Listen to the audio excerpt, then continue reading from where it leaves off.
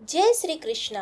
प्रत्येक मनुष्य को अपने कर्मों का फल तो भोगना ही पड़ता है, चाहे वह मृत्यु लोक में भोगे या फिर देवलोक में। आज की कथा में भगवान विष्णु हमें यह बताते हैं कि मनुष्य को अपने कर्मों का फल क्यों भोगना पड़ता है। इस कथा के माध्यम से हमें यह समझने को मिलेगा कि कौन से कर्म हमें सुख और दुख में डाले हैं और क्यों यह जीवन में हमें अपने कर्मों के परिणाम भुगतने पड़ते हैं।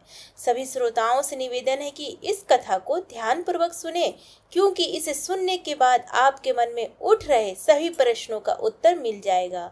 एक बार भगवान विष्णु अपने अद्भुत क्षीर सागर में बैठे थे। तभी गरुड़ जी, जो भगवान विष्णु के वाहन हैं, उनके पास आए और भगवान से प्रश्न पूछा, हे प्रभु, मनुष्य को अपने कर्मों का फल क्यों भोगना पड़ता है? मनुष्य ऐसी क्या गलती करता है जिसके कारण उसे अपने बुरे कर्मों का फल भोगना पड़ता है? गरुड़ जी का यह प्रश्न सुनकर भगवान विष्णु मुस्कुराए और बोले, हे पंक्षीराज गरुड़, मैं तुम्हें एक कथा के माध्यम से तुम्हारे प्रश्न का उत्तर देना चाहता हूँ। इस कथा को ध्यान पूर्वक सुनना। गरुड़ जी ने भगवान से कहा, हे प्रभु, आप कथा सुनाइए, मैं आपके मुख से यह कथा सुनने के लिए बहुत उत्सुक हूँ। फिर भगवान विष्णु ने कथा सुनानी शुरू की और कहा, हे पंक्षीराज, प्राचीन काल में एक शोभायमान नगरी थी, जहाँ एक चंद्रसेन नाम का राजा राज करता था।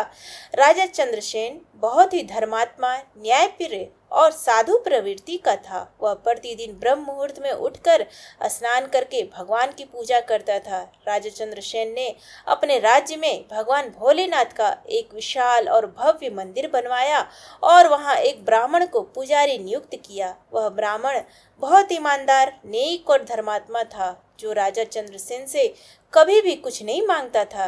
राजा ब्राह्मण के स्वभाव से अत्यंत प्रसन्न था और उसने ब्राह्मण को राज मंदिर में पूजा करने का जिम्मा सौंप दिया। वह ब्राह्मण भगवान भोलेनाथ की पूजा करता और कभी राजा से किसी प्रकार की मांग नहीं करता था। कई वर्षों तक वह ब्राह्मण उसी मंदिर में पूजा करता रहा। समय बीतता गया और फिर एक दिन राजा चंद्रसेन को एक पुत्र की प्राप्ति हुई। पुत्र की प्राप्ति से राजा बहुत खुश हुआ और उसने राज्य में उत्सव मनाने का आदेश दिया। पूरे राज्य में उत्सव मनाया गया। समय के साथ राजकुमार बड़े होने लगा। राजा ने उसे पढ़ा लिखा कर बहुत विद्वान बनाया। कुछ समय बाद राजा ने राजकुमार का विवाह एक सुंदर राजकन्या से कर दिया। विवाह की रात राजकन्या को नींद नहीं आई। वह इधर उधर घूमने लगी। जब वह अपने पति के पलंग के पास आई तो उसने देखा कि राजकुमार के पलंग के पास बहुमूल्य हीरे जवाहरात से जड़ी एक तलवार रखी हुई है। राजकन्या को उस तलवार को देखकर उत्सुकता हुई और उसने वह तलवार म्यान से बाहर निकाली। जैसे ही उसने तलवार को बाहर निकाली, वह बिजली की तरह चमकने लगी, जिससे राजकन्या डर गई और डर के मारे वह तलवार उसके हाथ से छूटकर राजकुमार की गर्दन पर गिर गई।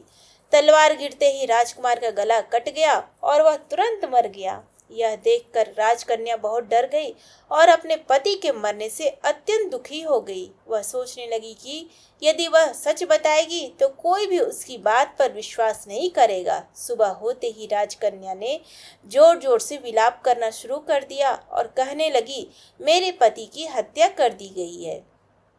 राजकन्या के रोने की आवाज सुनकर महल के सभी राज दरबारी, कर्मचारी और स्वयं राजा भी वहां पहुंच गए। राजा ने आकर राजकन्या से पूछा, राजकुमार की हत्या किसने की? राजकन्या ने विलाप करते हुए बताया, मैं उसे नहीं पहचानती, परंतु मैंने उसे शिव जी के मंदिर में जाते हुए देखा था। राजा ने गुस्से में आकर सैनिकों और मंत्रियों के साथ भगवान शिव के मंदिर में जाकर ब्राह्मण को पूजा करते हुए देखा।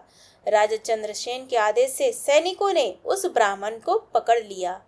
ब्राह्मण ने राजा से बार बार यह कहा कि उसने राजकुमार की हत्या नहीं की, परंतु किसी ने उसकी एक बात नहीं मानी। राजा ने एक बार भी यह नहीं सोचा कि ब्राह्मण निर्दोष हो सकता है। राजा ने ब्राह्मण को सजा सुनाते हुए कहा, मैं तुम्हें मृत्यु दंड नहीं दे सकता, क्योंकि ऐसा करने से मुझे ब्राह्मण हत्या का पाप लगेगा। लेकिन मैं तुम्हें यह सजा देता हूँ कि जिस हाथ से तुमने मेरे पुत्र को मारा है, उस हाथ को शरीर से काटकर अलग कर दिया जाए। ब्राह्मण का हाथ कटवाया गया और वह बहुत दुखी हुआ। राजा से दुखी होकर वह अपना राज्य छोड़कर अपने गुरु के पास काशी जाने लगा। मार्ग में वह भगवान से कहता जा रहा था, हे प्रभु, आपने मुझे किन पापों की सजा दी है? मैंने ऐसा कौन सा कर्म किया था जिसकी सजा मुझे अब मिल रही है? लंबे समय बाद वह काशी पहुंचा और अपने गुरु की कुटिया में गया, परंतु गुरुजी बाहर गए हुए थे और उनकी पत्नी उन्हें भला बुरा कह रही थी। थोड़ी देर बाद गुरुजी कुटिया में आए और उन्होंने अपनी पत्नी को चुप करवा दिया। गुरुजी ने ब्राह्मण से पूछा, क्या बात है शिष्य? ब्राह्मण ने पूछा, गुरुवर, आपकी पत्नी आपका अपमान क्यों कर रही है? गुरु ने कहा, यह मेरी पत्नी नहीं, यह मेरा कर्म है। हमें जो भी दुख या सुख मिलते हैं वह हमारे ही कर्मों का परिणाम होते हैं। गुरु ने ब्राह्मण से कहा, मैंने पहले एक कुम्हार के रूप में जन्म लिया था और तुम्हारी पत्नी उस समय गधी थी। एक दिन मैंने तुम्हारी पत्नी के पैर में चोट लगाई और उसके घाव को ठीक करने के लिए मैंने उपचार किया। इस कारण उसने दर्द महसूस किया और एक दिन उपचार करते हुए उसकी मृत्यु हो गई। कुछ दिनों बाद मेरी भी मृत्यु हो गई, लेकिन प्रभु की कृपा से मेरा जन्म ब्राह्मण कुल में हुआ और मैं एक साधु बना। तुम्हारी पत्नी इस जन्म में मेरी पत्नी बन गई है। गुरु ने कहा, यह सभी मेरे पूर्व जन्मों के कर्मों का फल है। इसी तरह हमारे कर्मों का फल हमें भोगना पड़ता है। गुरु ने ब्राह्मण से कहा, तुमने जो कर्म किया उसी के परिणाम स्वरूप तुम्हारा हाथ कटा। तुमने पूर्व जन्म में गाय को मारने वाले कसाई को रास्ता दिखाया था, उसी के कारण तुम्हें यह फल मिला।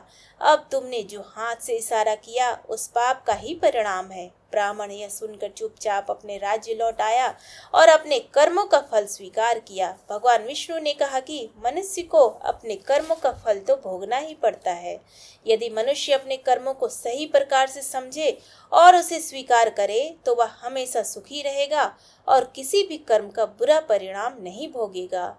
इस कथा से यह सीख मिलती है कि हमें अपने कर्मों पर ध्यान रखना चाहिए। जो कर्म हम करते हैं वही हमारे जीवन का परिणाम बनते हैं।